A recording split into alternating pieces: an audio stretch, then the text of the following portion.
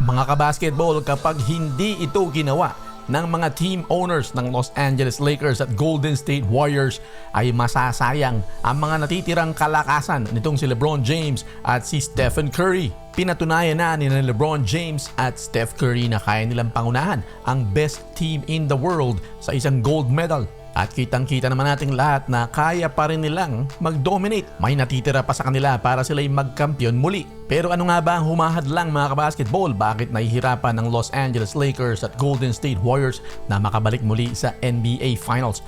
Ito ay sa kadahilanang ayaw pa rin mag-all-in na mga may-ari nitong dalawang koponang ito, ang Lakers at ang Warriors. Pati na rin ang kanilang mga GM, ayaw nilang ipamigay yung kanilang mga bataang mga pyesa na hinihingi ng ibang mga koponan, kasama na rin ng ilang mga picks. Katwiran nila, bakit namin ipamimigay ang mga ito kung hindi naman siguradong magkakampyon?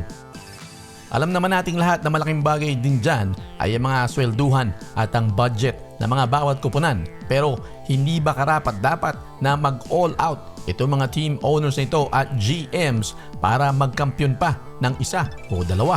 Itong dalawang ito, kung iisipin natin mga kabasketball, wala rin namang kasiguruhan na ang mga batang players ay magdadala sa iyo ng isang kampyonato. Isang example na dyan ay nung si Kawhi Leonard ay napunta sa Toronto Raptors. Siyempre dahil din sa mga trades na kanilang mga pinakawalan. Anong resulta? Nagkampiyon sa kauna-unahang pagkakataon itong Toronto Raptors. Pag inisip natin, sulit kung anuman ang kanilang mga pinakawalan, kung ang kapalit naman ay isang kampyonato na napakahirap makuha. Marami pang hawak na future draft picks ang Golden State Warriors at pwede nilang i-trade itong si Jonathan Kuminga, Brandon Podziemski, Moses Moody, Trayce Jackson-Davis, pero hindi nila ginawa yon sa mga nanghihingi sa kanila ng mga bata-batang yan. Hindi ba't matatandaan na ayaw pakawalan ni GM Mike Dunleavy Jr. sina Jonathan Kuminga para kay Paul George at si Podziemski para kay Lauri Markkanen nitong summer lang? At ito namang si Rob Pelinka ng Los Angeles Lakers ay natakot na pagkatapos mangyari yung kapalpakang trade na ginawa nila para kay Russell Westbrook.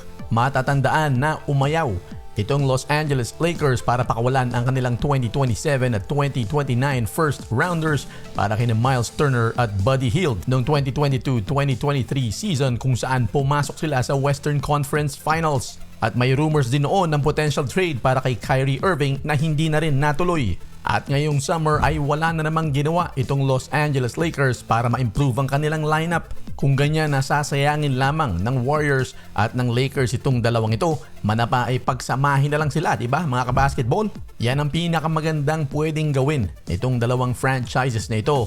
Ang tanong, sino ang mapupunta sa kaninong koponan o sinong GM ang papayag sa ganyan?